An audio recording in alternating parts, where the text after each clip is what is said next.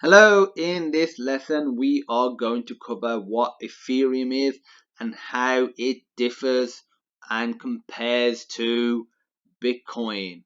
Because I'm sure you've all heard of Bitcoin, especially if you've got this far into this course. And I'm pretty positive you've probably heard of Ethereum as well. And you're probably just thinking, what is it? A lot of people, even advocates of Ethereum, when asked what exactly it is and how it differs to Bitcoin and well other cryptocurrencies in general, but mainly Bitcoin, they find it very hard to tell you what is different about it, but they know what's the same about it. So in general, let's just cover what is essentially the same. But the one thing I want to cover first is Ether is the cryptocurrency. So a lot of people, when they refer to Ethereum, they're most likely referring to Ether. And Ethereum is actually, the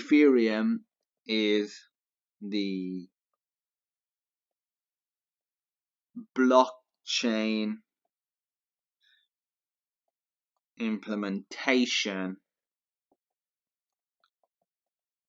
it is built on. So first of all, that's the first thing I want to make clear. If people talk about Ethereum in the form of a currency, then they are talking about Ether, which is built on top of Ethereum, which is a blockchain implementation.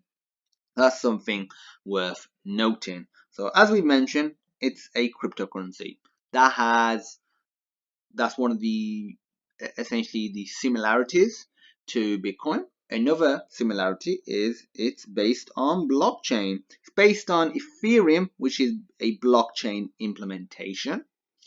And as of 2017, it is the second largest cryptocurrency. And I think you can guess the largest is Bitcoin.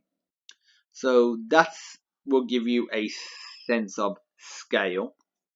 And it is also decentralized and distributed, similar to the way Bitcoin works in that manner, and also uses an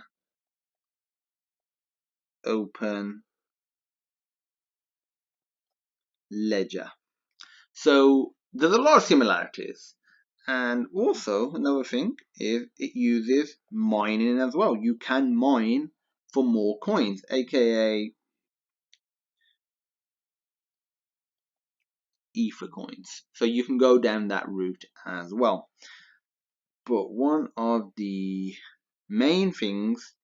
other things that make Ethereum great is something called smart contracts, which is essentially automated with no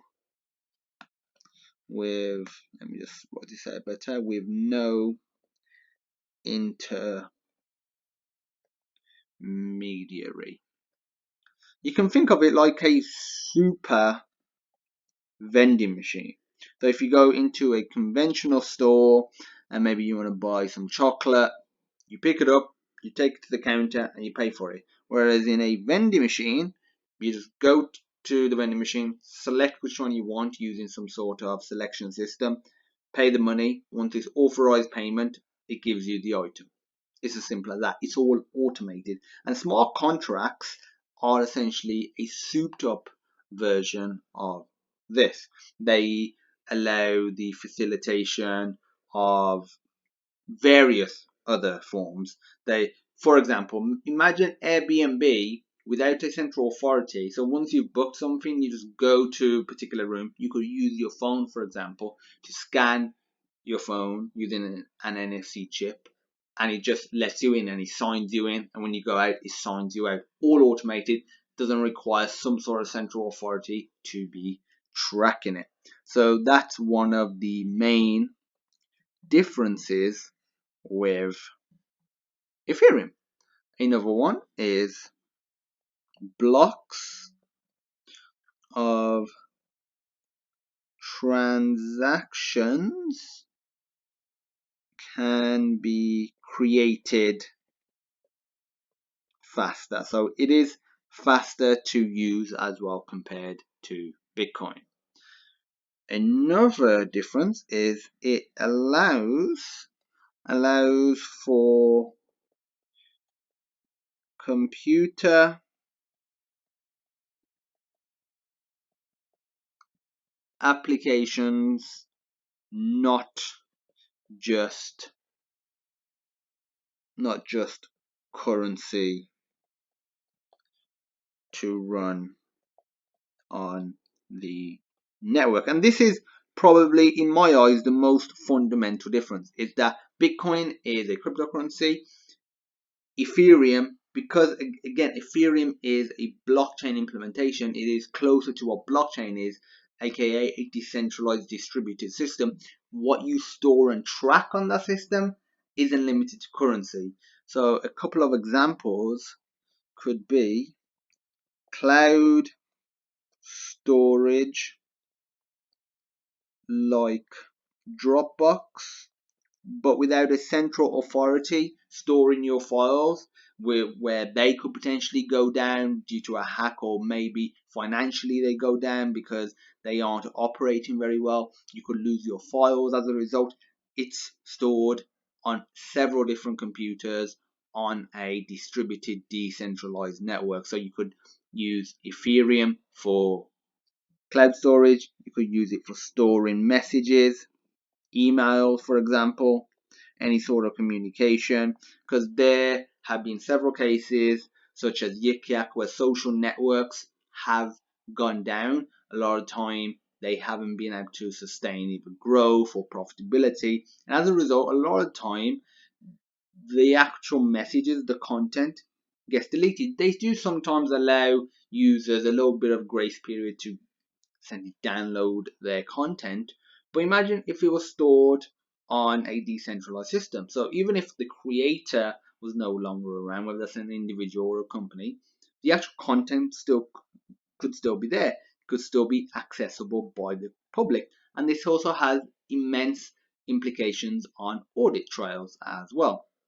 So that's a few of the differences. So how big is it? So how big is Ethereum, or more specifically Ether, because that is the most successful implementation? Well, over 5 million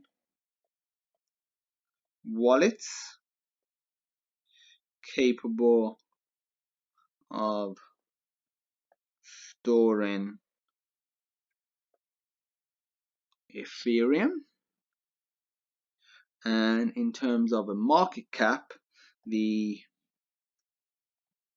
market cap is $30 billion as of October 2017. And how does that compare to Bitcoin?